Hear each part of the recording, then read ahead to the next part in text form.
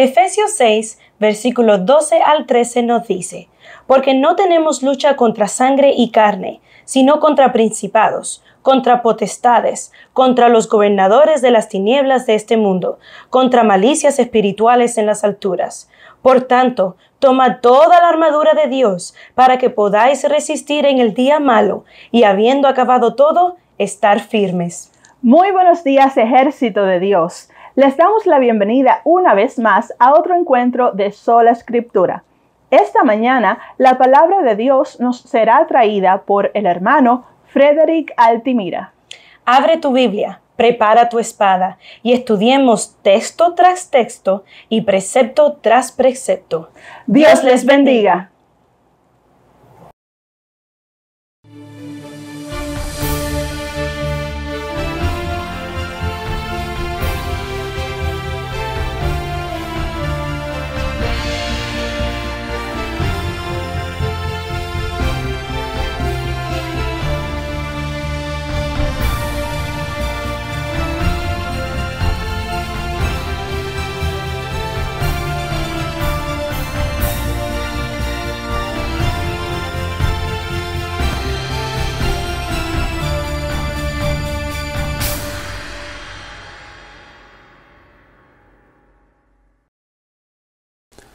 Hola hermanos y hermanas, ¿qué tal? Yo soy Frederick Altimiras y vivo en el noreste de la península ibérica, en Europa, al noreste de España, y es un placer para mí estar compartiendo con vosotros en esta gran campaña uno de los temas que os voy a presentar.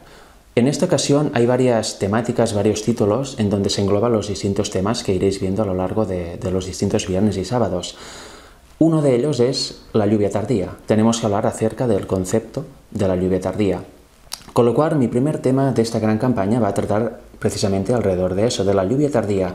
Concretamente, ¿qué es la lluvia tardía? Vamos a ver bíblicamente lo que es, porque si no lo sabéis, la Biblia nos dice literalmente qué es la lluvia tardía, y lo vamos a ver hacia el final de esta presentación.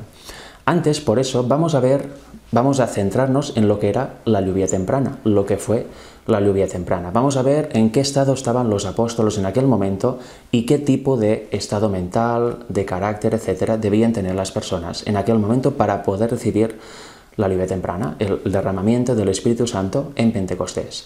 El primer texto que vamos a leer, como no puede ser de otra manera, está en Hechos, concretamente Hechos 1:14, que nos dice así: todos estos, haciendo referencia a los apóstoles, perseveraban unánimes en oración y ruego, con las mujeres y con María, la madre de Jesús, y con sus hermanos. Aquí vemos que los apóstoles estaban unánimes en oración y ruego. Estaban juntos, pero este unánimes no significa que solo estaban juntos físicamente, en la misma habitación, en el mismo lugar, sino que estaban unidos en un mismo pensar. Y eso lo vemos más claramente en Hechos 2 también. Fijaros, vamos a leer Hechos 2, capítulo 1. Dice así: cuando llegó el día de Pentecostés, estaban todos unánimes juntos. Aquí el libro de Hechos nos vuelve a hablar de esta unanimidad, ¿no? Esta unanimidad en propósito, en acción, en sentir y también juntos en un mismo lugar, esperando la promesa que Jesús les había hecho, la promesa del Espíritu Santo. Ahora vamos a ver por eso otro ejemplo de unidad, de unanimidad. En ese caso, una unidad en contra del Señor. La encontramos en el ejemplo de Génesis 11 con la Torre de Babel. Fijaros lo que dice. Génesis 11:6 nos dice: y dijo Jehová, he aquí el pueblo es uno, y todos estos tienen un solo lenguaje, y han comenzado la obra, y nada les hará desistir ahora de lo que han pensado hacer. Aquí fijaros, hay el concepto de pueblo. En la Biblia encontramos el pueblo de Dios, pero también encontramos otro tipo de pueblo, el pueblo que va contra Dios, el pueblo dirigido por Satanás. En este caso vemos en el ejemplo de la Torre de Babel, que significa confusión, vemos el pueblo unido ¿para qué? Para hacer algo que es contrario a Dios, para hacer una torre que si puede ser llega hasta el cielo y ser ¿qué? Llegar a ser iguales a Dios. Es la idea que Satanás siempre ha querido para él y es la que transmite a los seres caídos que somos nosotros, igual que los ángeles que le siguieron en su rebelión.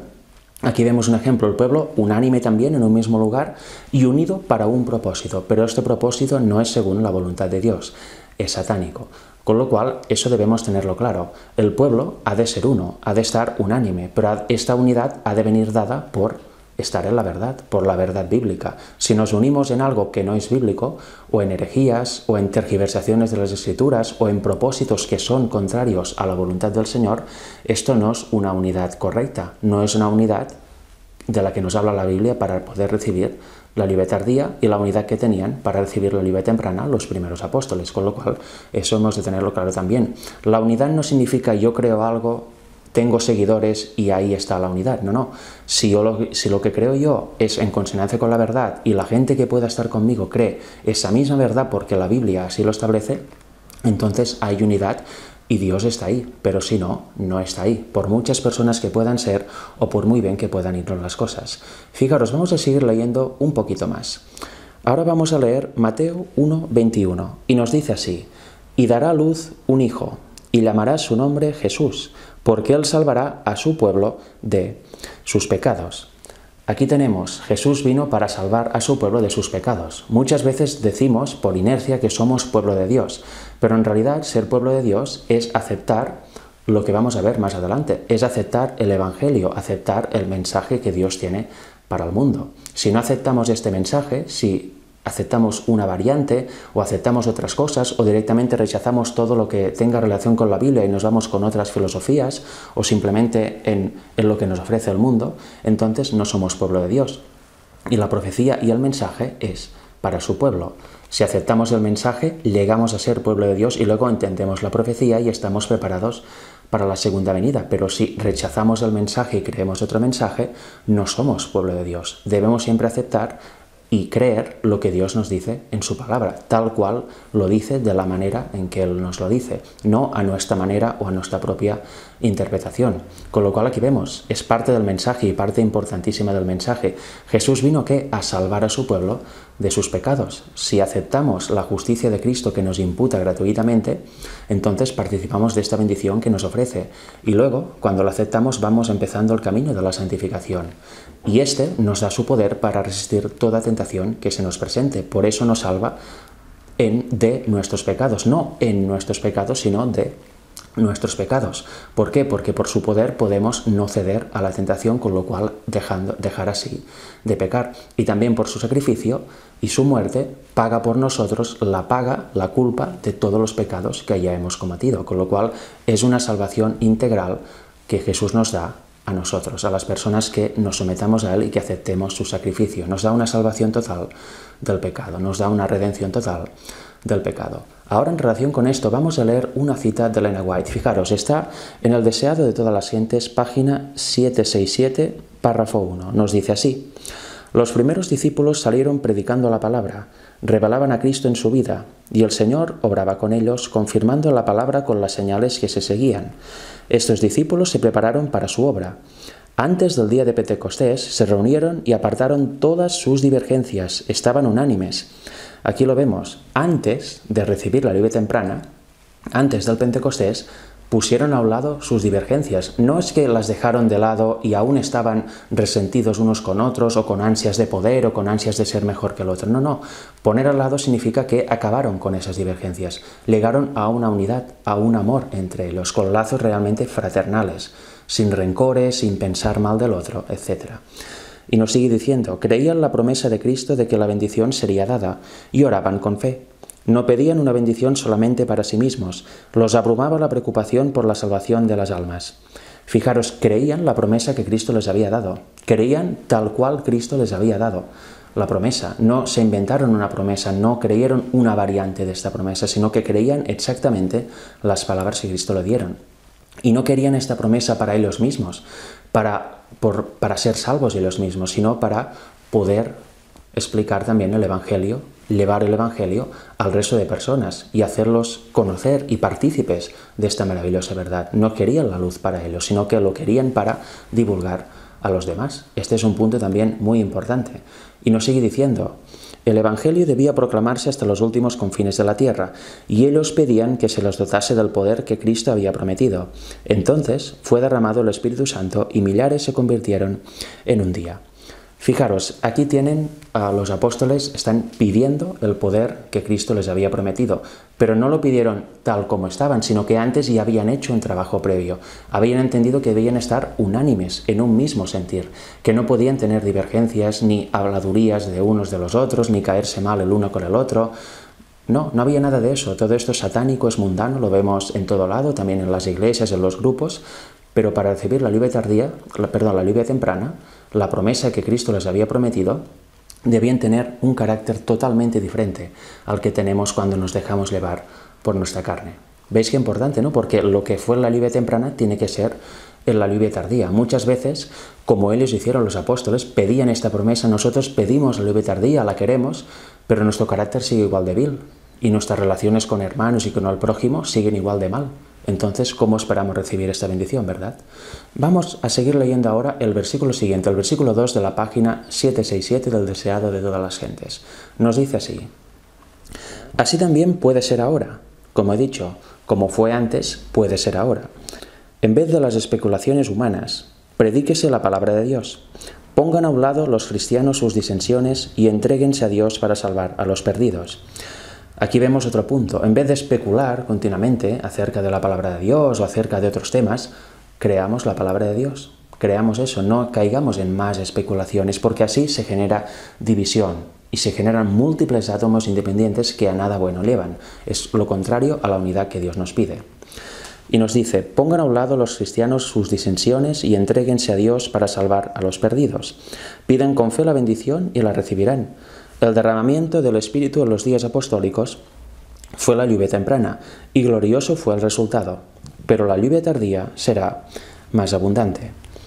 Fijaros, la lluvia temprana fue un espectáculo impresionante para el mundo, y así está testificado en el libro de Hechos. Pues la lluvia tardía va a ser aún más espectacular, porque cuando se reciba la lluvia tardía es cuando se da el fuerte pregón, la predicación del Evangelio a todo el mundo, para que cada persona de este mundo tome una decisión en pro o en contra de Dios. Imaginaros lo poderoso que ha de ser este evento, imaginaros cómo se debe estar de preparado para ello, ¿no? No se puede estar así esperando sentados en el sofá que llegue y de repente somos transformados para predicar el Evangelio. Eso es un trabajo previo de aceptación del mensaje y de, sobre todo, vivir el mensaje cada uno en su vida particular. Así se forma un pueblo que esté preparado para la predicación del mensaje final. Y eso lo vamos a ver también al final de este tema. Pero ahora vamos a seguir leyendo porque vamos a ver más aspectos de la condición en la que deben estar, ¿no?, las personas que quieran recibir la lluvia tardía y que quieran predicar el fuerte pregón. Vamos a leer 1 de Juan. Fijaros, dice así: 1 de Juan 1, versículos del 5 al 7. Nos dice: este es el mensaje que hemos oído de él y os anunciamos. Dios es luz y no hay ningunas tinieblas en él. Si decimos que tenemos comunión con Él y andamos en tinieblas, mentimos y no practicamos la verdad. Pero si andamos en luz, como Él está en luz, tenemos comunión unos con otros y la sangre de Jesucristo, su Hijo, nos limpia de todo pecado. Así que fijaros, si andamos en tinieblas, mentimos, no estamos diciendo la verdad. En cambio, si andamos en luz, si andamos en el mensaje, si estamos continuamente unidos al Señor, como lo está la vid, las pámpanos a la vid, pues entonces, ¿qué desprendemos? Verdad, luz, somos luz para el mundo, si no, somos mentirosos y solo transmitimos oscuridad. Fijaros que más sigue diciendo los versículos posteriores. 1 de Juan 1, versículos del 8 al 10. Dice: si decimos que no tenemos pecado, nos engañamos a nosotros mismos y la verdad no está en nosotros. Si confesamos nuestros pecados, Él es fiel y justo para perdonar nuestros pecados y limpiarnos de toda maldad. Si decimos que no hemos pecado, le hacemos a Él mentiroso y su palabra no está en nosotros. Como veis, hemos visto al inicio, Jesús vino a salvar a su pueblo de sus pecados. Si decimos que el pecado no existe, o que no tenemos pecado, o que ya estamos bien como estamos, o incluso que podemos vencer el pecado por nosotros mismos, entonces ¿qué mensaje tenemos? No somos pueblo de Dios, no podemos recibir esta lluvia tardía y no estamos en luz, estamos en oscuridad porque mentimos a los demás y nos engañamos también a nosotros mismos. Fijaros, sigue diciendo el capítulo, 1 de Juan 2, versículos del 9 al 11. Dice así: el que dice que está en la luz y aborrece a su hermano, está todavía en tinieblas. El que ama a su hermano permanece en la luz, y en él no hay tropiezo. Pero el que aborrece a su hermano está en tinieblas, y anda en tinieblas, y no sabe a dónde va porque las tinieblas le han cegado los ojos. Fijaros qué interesante, ¿no? Ya volvemos a lo que hemos dicho también al principio, en que pusieron de lado todas sus divergencias, disensiones, etc. Aquí dice claramente, el que no ama a su hermano está en tinieblas, está en oscuridad, no le ha amanecido. En cambio, el que ama a su hermano está en luz. Y es un amor sincero, un amor ágape, el amor que Dios nos da para poder amar al prójimo. No es un amor interesado o un amor para conseguir algo, ¿verdad?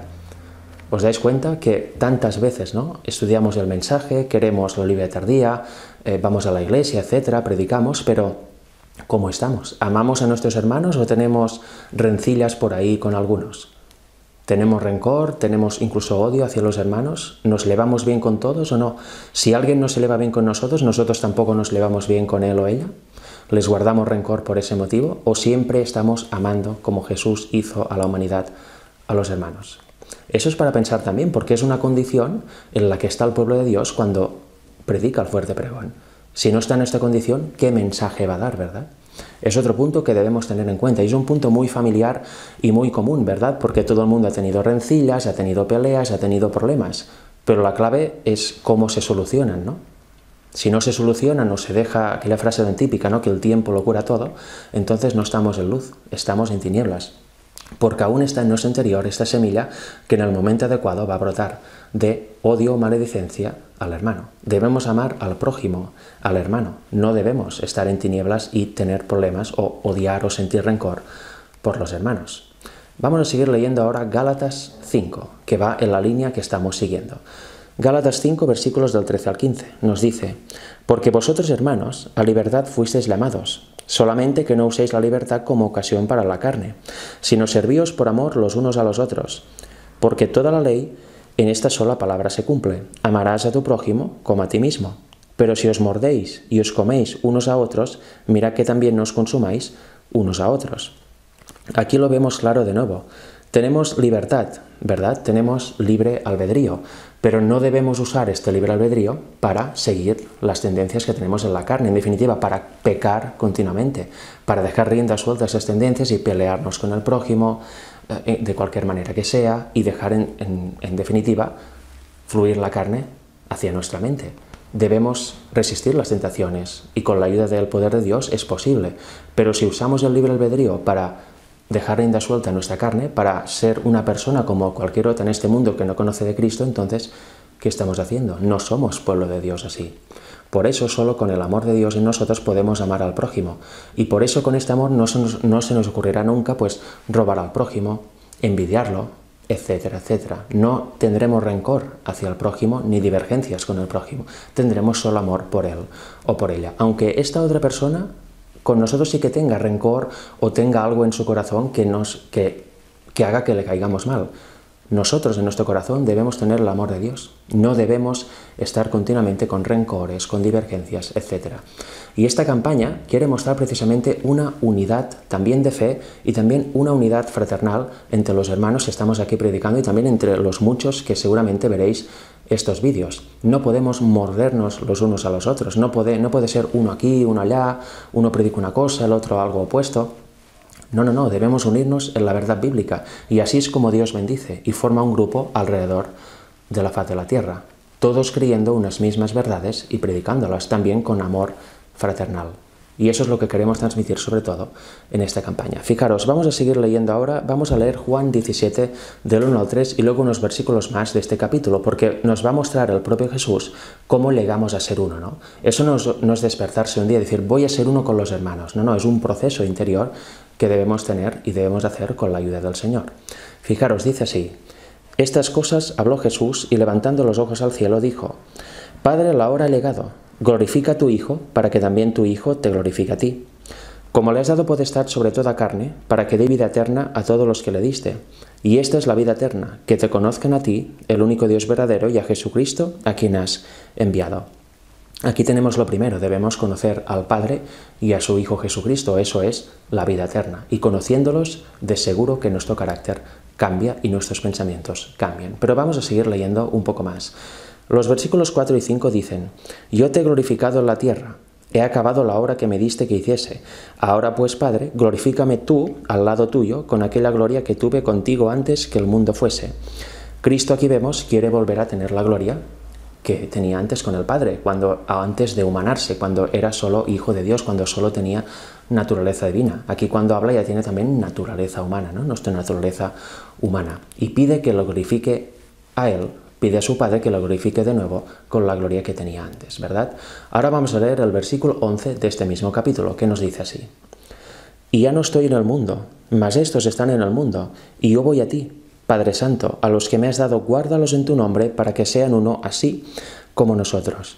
Por lo tanto, aquí vemos, el Padre nos debe guardar. Se refería a los apóstoles en primera instancia, ¿no? Estos que me has dado, haz que sean uno. Ayúdalos, ¿verdad? No los dejes. Pero no solo se refiere a los apóstoles, porque Jesús también pide por el resto de la humanidad que va a leer esos escritos de los apóstoles. Y aquí estamos nosotros, que estamos leyendo los escritos de estos apóstoles y también los de los profetas y escritores del Antiguo Testamento. Fijaros que dice unos versículos más adelante, versículos del 20 al 23 del mismo capítulo de Juan 17. Dice, mas no ruego solamente por estos, sino también por los que han de creer en mí por la palabra de ellos, para que todos sean uno, como tú, oh Padre, en mí y yo en ti, que también ellos sean uno en nosotros, para que el mundo crea que tú me enviaste.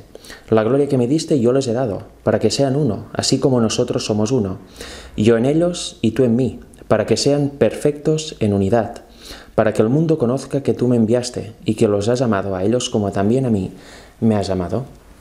Fijaros, ¿qué es lo que hace a las personas perfectas en unidad y a los grupos perfectos en unidad, obviamente basados en la verdad?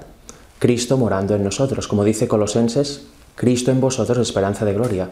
Esa es la única esperanza que tenemos, que su Espíritu venga y viva así Cristo en nosotros, que tengamos su carácter, ¿no? Que lleguemos a reflejar su carácter. Esa es nuestra esperanza y lo que nos hace uno.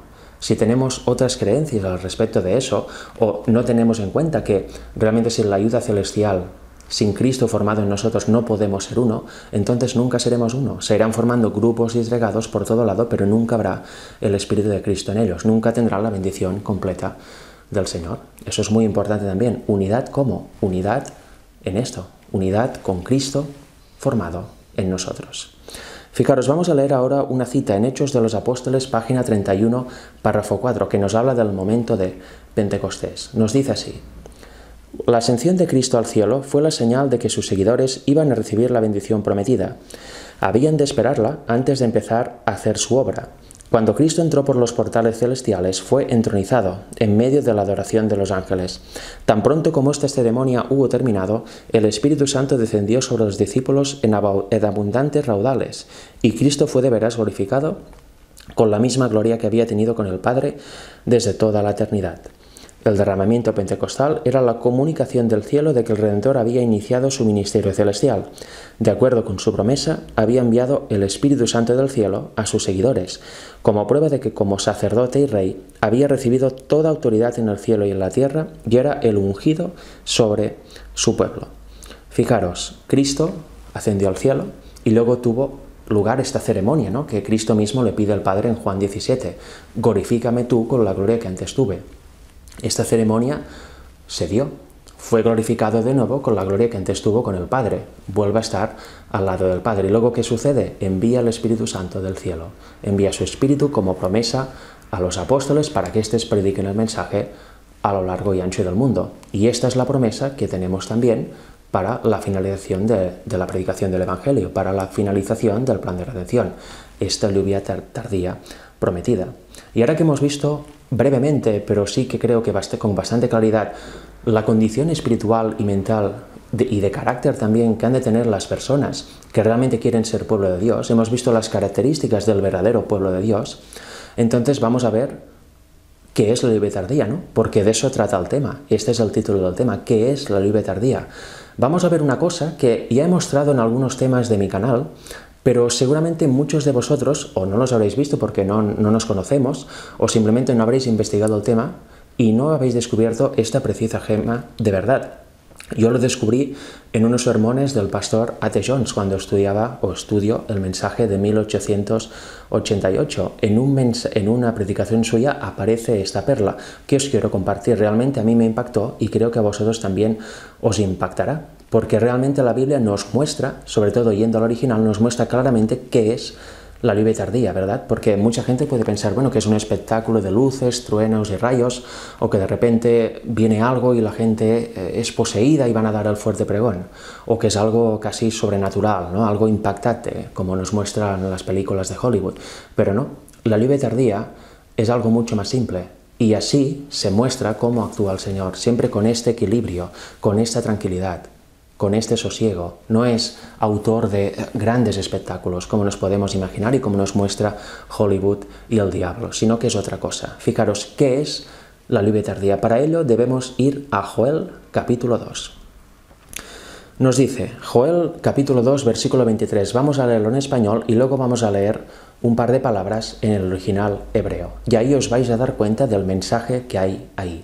En español muchas veces no nos damos cuenta, pero cuando vamos al original captamos la profundidad del mensaje. Fijaros, Joel 2.23 nos dice así. Vosotros también, hijos de Sión, alegraos y gozaos en Jehová vuestro Dios, porque os ha dado la primera lluvia a su tiempo, y hará descender sobre vosotros lluvia temprana y tardía, como al principio. Leyendo eso, en español o en inglés también, podemos ver que, bueno, está hablando de agricultura, ¿verdad? Simplemente está hablando de, primero de la lluvia temprana, luego la tardía, los cultivos empiezan a crecer y luego ya acaban de madurar para que dé lugar la siega. Pero cuando vamos al original de la palabra lluvia y de la palabra tiempo, nos llevamos una sorpresa tremenda, porque nada tiene que ver el original con lluvias terrenales, ¿no? Para la cosecha. Obviamente también se puede aplicar, pero vemos que las palabras originales tienen una profundidad espiritual tremenda y nos está hablando de la lluvia temprana y de la lluvia tardía espirituales. Nos está hablando de el derramamiento del Espíritu en Pentecostés y también del derramamiento del Espíritu cuando venga la parte final del plan de redención y la conclusión del problema de este mundo. Fijaros, la palabra lluvia es la siguiente.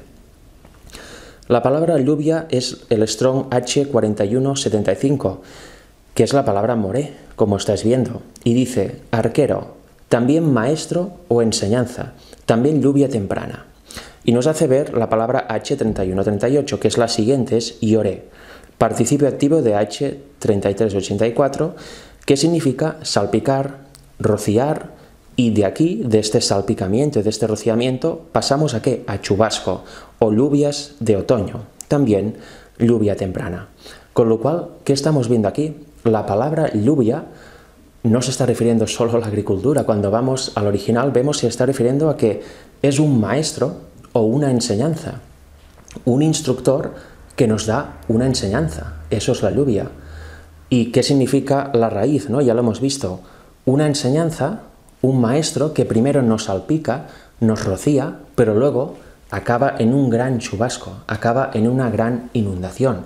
Con lo cual vemos que la lluvia tardía es un mensaje, es la enseñanza de un maestro y que esta va paulatinamente, primero salpica, rocía y al final se acaba convirtiendo en un fuerte pregón, ¿verdad? ¿Lo veis? Chubasco, fuerte pregón, se acaba convirtiendo en eso, en una enseñanza que permea al mundo entero y hace tomar una decisión a cada habitante de este mundo. Pero ahora vamos con la palabra tiempo, que es la siguiente. Es la palabra Strong 6666, que dice que es sedaká, y nos dice derecho, rectitud, rectitud o en objeto justicia, virtud moral, o figurativamente prosperidad, derecho, equidad, honradez, justicia con justicia, justo, rectitud. Con lo cual aquí vemos, nos habla de virtud moral, de justicia, de rectitud. Por tanto, que vemos que la lluvia tardía no es un espectáculo de relámpagos y truenos, sino que es un mensaje de justicia. Es un mensaje de justicia que nos da Dios, con lo cual nos lo da según su propio entendimiento de la justicia. Y eso es lo que debemos comprender.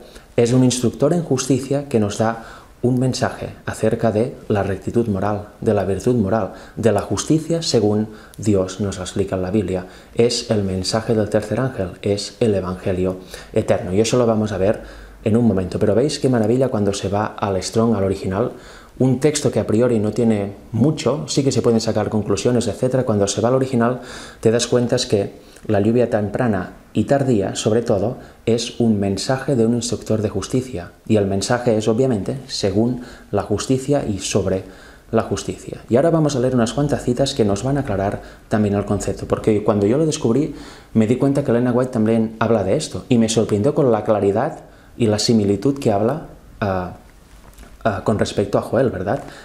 Ella habla de unos ciertos conceptos de justicia, de instrucción en justicia, y vemos que está plenamente relacionado con lo que hemos leído en Joel 2.23. Fijaros, la primera cita está en la Educación, página 85, párrafo 3, y vamos a leer varios párrafos a partir del 3.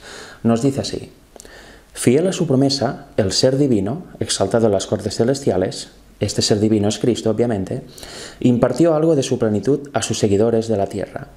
Su entronización a la diestra de Dios fue manifestada por el derramamiento del Espíritu sobre sus discípulos. Gracias a la obra de Cristo, los discípulos sintieron su necesidad del Espíritu. Debido a la enseñanza del Espíritu, recibieron su preparación final y salieron a completar la obra de sus vidas. ¿Qué nos dice aquí? Gracias a la enseñanza del Espíritu, recibieron su preparación final. ¿Qué hemos visto en Joel? Que la lluvia es una enseñanza, un maestro, un instructor que da una enseñanza al pueblo. ¿Qué más sigue diciendo? Versículos siguientes. Nos dice así: dejaron de ser ignorantes e incultos. Dejaron de ser un conjunto de unidades independientes o de elementos discordantes y antagónicos. Fijaros, con la enseñanza del Espíritu uno deja de ser ignorante y también deja de ser un átomo independiente o antagónico con todos los demás, sino que, ¿qué genera esta enseñanza? Una unidad. Muestra el amor de Dios y también se manifiesta con el prójimo. Es una enseñanza de justicia, es el Evangelio eterno, y eso trae unidad. ¿Por qué? Porque es un mensaje directo de Dios. ¿Veis qué maravilla estas citas juntándolas con Joel? Pero sigue diciendo más. Dice: dejaron de poner sus esperanzas en las grandezas mundanas. Eran unánimes, de un mismo corazón y una misma alma. Cristo ocupaba sus pensamientos. El progreso de su reino era la meta que tenían. Tanto en mente como en carácter se habían asemejado a su Maestro, y los hombres reconocían que habían estado con Jesús. ¿Qué dice aquí? Cristo ocupaba sus pensamientos. La gente que los veían que habían estado con Jesús. ¿Qué ha de pensar la gente cuando se esté dando el fuerte pregón? Pues verán en las personas que lo den que han estado con Jesús. Lo mismo, que han recibido esa enseñanza, verán poder en la enseñanza, verán que proviene del cielo claramente y luego la rechazarán o la aceptarán, ¿no? Eso ya depende de cada uno. Pero ¿veis en qué consiste todo eso? Fijaros, Cristo ocupaba sus pensamientos. Tantas veces tenemos tantos pensamientos diferentes al de Cristo, ¿no? Nuestra mente aún es nuestra propia mente. En vez de tener la mente de Cristo, como nos dice Pablo en la Biblia, debemos tener la mente de Cristo. Y eso es una sustitución integral de la nuestra por la de Él.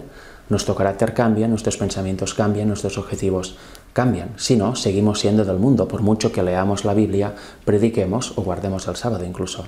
Debemos comprender este Evangelio y de eso vamos a hablar en el segundo tema que yo voy a dar en esta campaña. Vamos a hablar del mensaje final. ¿Cuál es el mensaje del instructor en justicia? ¿Cuál es el mensaje de la lluvia tardía? Ya lo vamos a ver más adelante, pero ahora seguimos un momento más. Nos dice en la página 85, párrafo 7 en este caso, de la educación, dice: Cristo ha encargado al mismo Espíritu que envió en su lugar como instructor de sus colaboradores para que sea el instructor de sus colaboradores de la actualidad.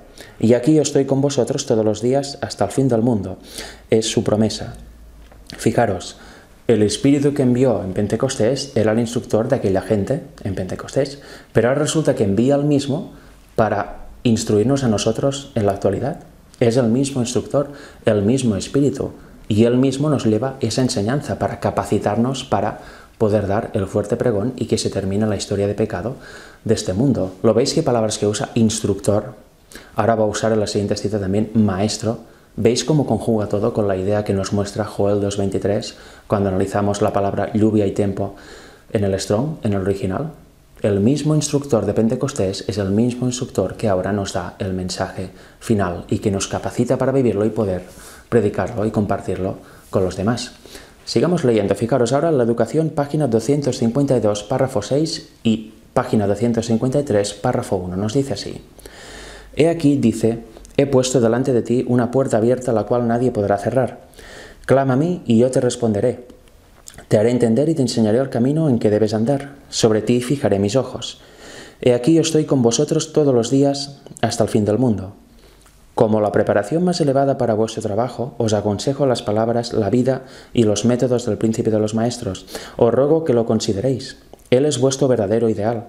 Contempladlo, meditad en él, hasta que el espíritu del Maestro Divino tome posesión de vuestro corazón y vuestra vida. ¿Qué dice aquí? Contemplemos a Jesús. Que nuestros pensamientos sean en Jesús y los de Jesús, esperando que ¿quién? ¿El Espíritu de quién? Del Maestro Divino. El Espíritu de Cristo tome posesión de nuestra vida, y como dice en una cita, ¿no?, del Deseado también, cuando habla de la tercera persona de la divinidad, el Espíritu Santo, la tercera persona de la divinidad, el Espíritu de Cristo, este nos ayuda a vencer las tendencias al mal, tanto heredadas como cultivadas. Es la única manera que tenemos de vencer el pecado y de resistir la tentación cada vez que venga, con la ayuda de ese Espíritu, con la ayuda del Espíritu del Maestro Divino, con la ayuda del Espíritu de Dios. Y fijaros, porque este Espíritu nos dice claramente quién es la Biblia, nos da su identidad la Biblia. Dice así, en Gálatas 4:6, y por cuanto sois hijos, Dios envió a vuestros corazones el Espíritu de su Hijo, el cual clama, Abba Padre. ¿Veis que Espíritu de su Hijo es igual a Espíritu del Maestro Divino? Pero es que hay otro texto también que os quiero mostrar. Está en Romanos 8:15, nos dice así, pues no habéis recibido el espíritu de esclavitud para estar otra vez en temor, sino que habéis recibido el espíritu de adopción por el cual clamamos, Abba Padre. ¿Cuál es ese espíritu? Pues ya se ha mostrado en la anterior campaña y los distintos hermanos que participan en esta campaña lo han mostrado en sus respectivos canales, ¿no? La identidad de la tercera persona de la divinidad no es un tercer ser coeterno y coigual con el Padre y el Hijo, referente a lo cual aboga la teoría de la Trinidad, sino que en realidad su identidad es el Espíritu de Cristo, ¿no? Como dice también el Espíritu de Profecía, él mismo desvestido de la naturaleza humana y independiente de ella. Este es el que nos da la enseñanza de justicia, como no puede ser de otra manera. Este es el instructor en justicia que nos da el mensaje final, para que seamos realmente llenados del Señor y podamos llevar al mundo el mensaje. ¿Sabéis? Una vez se recibe el mensaje de la lluvia tardía, este va creciendo, como ya hemos visto, va de salpicar, de rociar a gran chubasco. Cuando llegue el momento y el pueblo esté sellado, esté preparado para dar el fuerte pregón, que haya vivido el mensaje y realmente hayan vencido los pecados cometidos y ya cada vez que venga la tentación se nieguen a pecar porque harán uso de la promesa del Señor en 1 Corintios 13, que es cuando estéis llegando al límite de la tentación, yo os doy la salida, pues querremos esta salida y no cederemos más a la tentación. Cuando llegue este momento estaremos preparados para dar el fuerte pregón. Y entonces también dice en otras citas, ángeles del cielo vendrán para ayudarnos en esta magna obra. Pero la preparación es antes. La aceptación del mensaje que se predica al mundo en el fuerte pregón es un mensaje que debemos aceptar antes ya para poder darlo, ¿no? Aceptarlo y vivirlo. Y ese es el mensaje del tercer ángel. Y ahora vamos a ver un poquito respecto a eso, porque ¿qué es el fuerte pregón?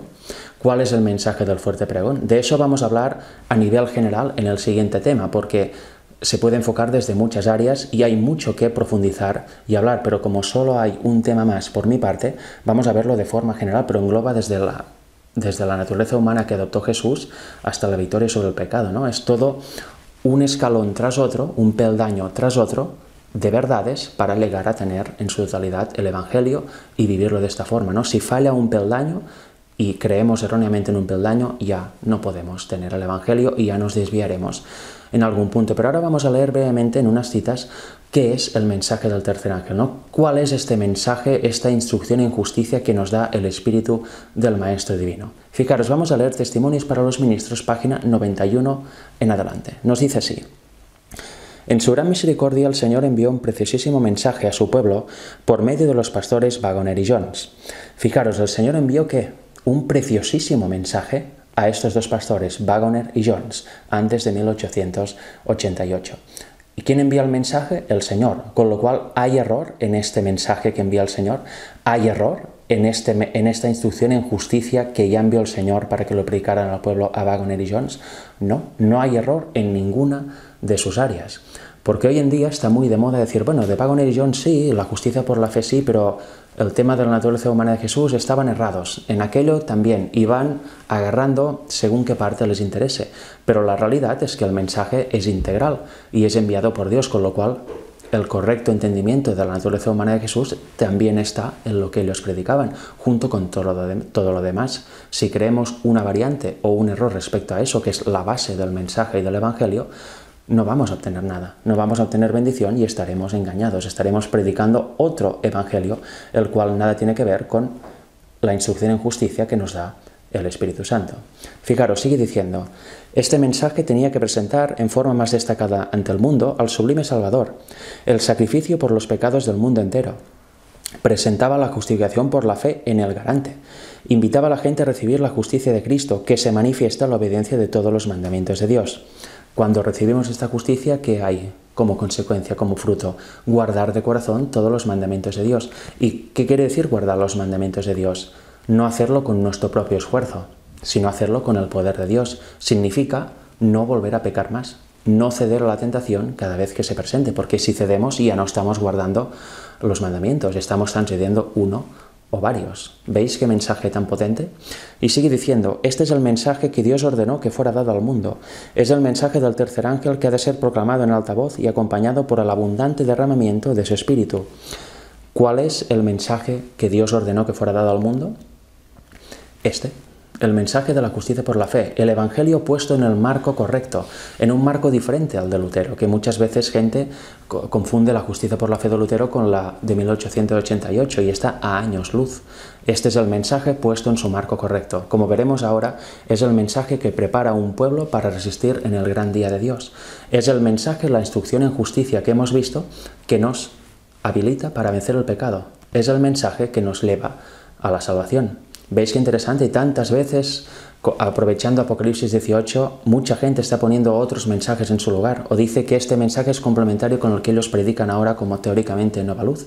Pero no, es un gran error. La inspiración dice que este es el mensaje, este es el Evangelio que se ha de dar al mundo, es el mensaje del fuerte pregón. No hay otras cosas añadidas, ni hay otras cosas que nada tienen que ver. Pero sigamos leyendo un poco más en las siguientes páginas.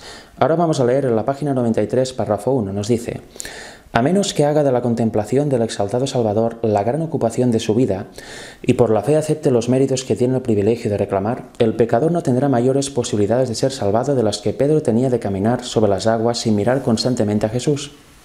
Siempre ha sido el firme propósito de Satanás eclipsar la visión de Jesús e introducir a los hombres a mirar al hombre, a confiar en el hombre y a esperar ayuda del hombre. Durante años la Iglesia ha estado mirando al hombre y esperando mucho del hombre en lugar de mirar a Jesús, en quien se cifran nuestras esperanzas de vida eterna. Por eso Dios entregó a sus siervos un testimonio que presentaba con contornos claros y distintos la verdad como es en Jesús, que es el mensaje del tercer ángel. Aquí dice que Dios envió a sus siervos. Waggoner y John, si son siervos de Dios, ¿son apóstatas? No, para nada. Predicaron un mensaje correcto. Que años después, como 20 años después, aposataran de la verdad, eso es otro tema, eso ya sus decisiones personales. Pero este mensaje proviene de Dios y cuando ellos lo predicaron, estaban en plena verdad y entregados completamente a Dios. Su apostasía, 20 años después, nos da a entender y nos muestra que debemos estar siempre unidos al Señor, porque aunque tengamos una gran luz y el Señor nos use, si nos desviamos en algún momento o nos dejamos de su mano, vamos a fracasar. No somos inmunes, debemos estar cada día agarrados al Señor, debemos estar cada día unidos al Señor, porque lo que se hizo ayer, si es bueno, no vale para hoy si hacemos algo malo. Es la constancia lo que lleva a la salvación, es el camino a la santificación, una constante vencimiento del pecado en nuestra vida. Arrepentimiento de los pecados cometidos de corazón y luego cada vez que se presenta la tentación, lo cual es cada día, resistirá por el poder de Dios. Y así hasta que muramos o hasta que venga Cristo si estamos vivos. Es así. Con lo cual vamos a seguir leyendo. Mirad, otra cita que me gusta mucho, Mensajes Selectos, tomo 1, página 437, párrafo 1, nos dice así: varios me han escrito preguntándome si el mensaje de la justificación por la fe es el mensaje del tercer ángel. Y he contestado, es el mensaje del tercer ángel en verdad. Con lo cual, el mensaje de la justicia por la fe, con todo lo que lo engloba, desde la naturaleza humana de Jesús hasta la victoria total sobre el pecado y todo lo que hay en medio, ¿es el mensaje final? ¿Es el mensaje del tercer ángel? Pues ella lo dice claro, es el mensaje del tercer ángel en verdad. ¿Por qué buscamos más? Si aquí está la respuesta, aquí está lo que es el mensaje del tercer ángel, está lo que es la vitardía. Aquí encontramos lo que es la instrucción del Maestro Divino. ¿Por qué queremos poner otras cosas en su lugar? ciñámonos a lo inspirado y a lo escrito e iremos bien. Y destinemos nuestro tiempo a estudiar este mensaje, vivirlo y compartirlo con los demás, no poniendo otros evangelios en su lugar. Vamos a leer ahora la última cita, la cual ya es totalmente categórica si las anteriores aún no lo han sido suficiente.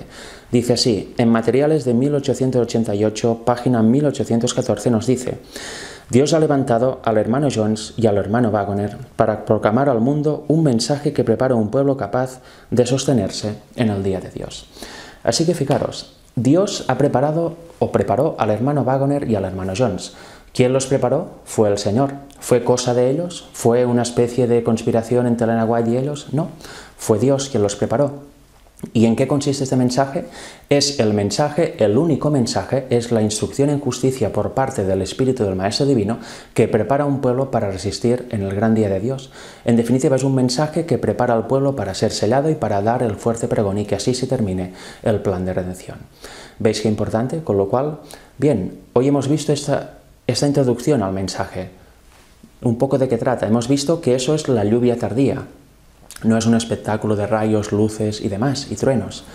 Y en el próximo tema vamos a ver a nivel general en qué consiste este mensaje. Vamos a profundizar en el tema de la justificación por la fe, en el tema de la justicia de Cristo, en el tema de la victoria sobre el pecado, etc. Quizá trataremos un poquito acerca de la naturaleza humana de Jesús, no todo a profundidad porque es imposible en un tema, deberían ser muchos temas al respecto, pero vamos a tratar un poco todo y quizá nos vamos a dar cuenta que estamos creyendo algo errado y gracias a eso podremos conocer la verdad y empezar a estudiarla, ¿no? Empezar a dejar el error para aceptar la verdad, o quizá nos daremos cuenta que ya estamos bien, pero veremos detalles que nos ayudarán a perfeccionar nuestra vida espiritual. Con lo cual, bueno, hasta aquí el primer tema. Espero que os haya edificado, os haya gustado y nos vemos en la siguiente presentación. Que Dios os bendiga. Les queremos dejar con estas palabras de la Biblia. Así que, hermanos amados míos, estad firmes y constantes, creciendo en la obra del Señor siempre, sabiendo que vuestro trabajo en el Señor no es en vano. Que Dios te dé su bendición hasta nuestro próximo encuentro. Maranata.